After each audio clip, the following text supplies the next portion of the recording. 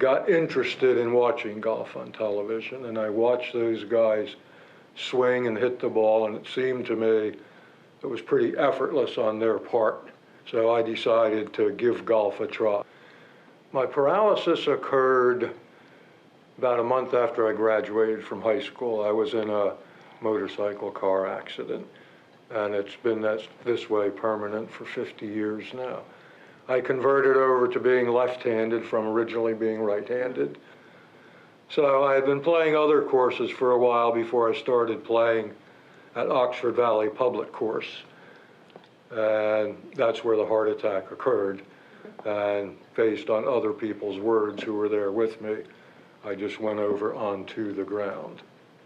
Ken and I were on the 5th hole, which is somewhat across a street, and moving in the opposite direction. Tom was going on the 3rd hole.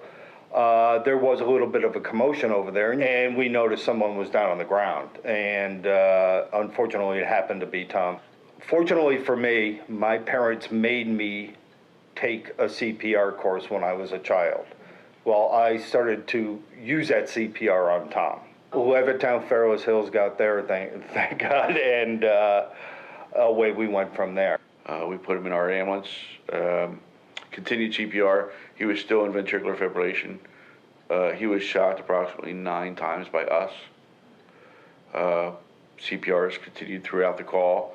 We notified Aria Bucks that we were coming in, and it was very amazing. I mean, to see that, I think that's the first time I've seen somebody that was in ventricular fibrillation for that long of a period.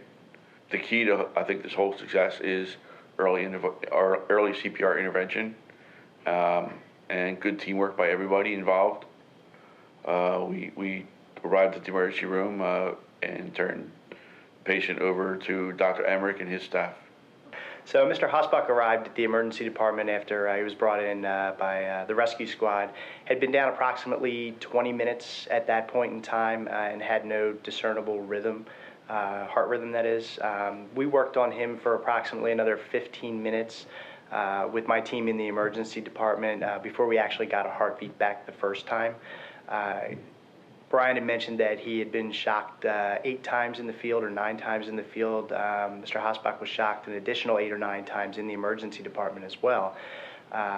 He would have a heartbeat for a minute or two and would go back into an irregular rhythm again, and we went back and forth and did that probably for 35, 40 minutes. Wow. Yeah, so it was a long period of time before we were able to get the right combination of medications to get his heartbeat to stay at a beat that that actually sustained life. The rescue squad recently started hypothermia cooling techniques on pre-arrival cardiac arrest patients, that if we get a sustainable heart rhythm back and some kind of a blood pressure and pulse back, then we will start hypothermia cooling. At that point in time, once we got him stabilized, we instituted the therapeutic hypothermia, which basically is our way of cooling a patient down to 93 degrees.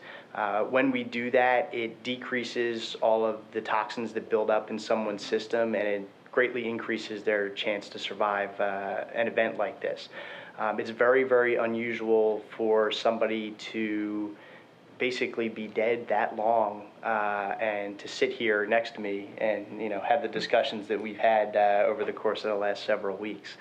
Tom was then flown to our Torresdale campus, which he did get a helicopter ride out of the deal. So, flown to our Torresdale campus, and the hypothermia was continued in the intensive care unit and was continued for the course of 24 hours. At that point in time, they basically raised Tom's temperature over the course of 12 hours, stopped his sedation, and allowed him to basically kind of wake up. It feels good to know that the early intervention with CPR and bystanders and first responders, that is the key to the success of he is sitting here today.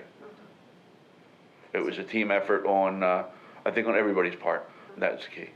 And to meet all of the people who were involved in saving my life, it brings tears. Sometimes it's not often that we are able to follow up on the patients afterwards. But it's a good feeling. I mean, we'll key to Aria Bucks and their outreach program and involving EMS is very critical. How this has changed my life is, for the most part, I'm just happier to be alive.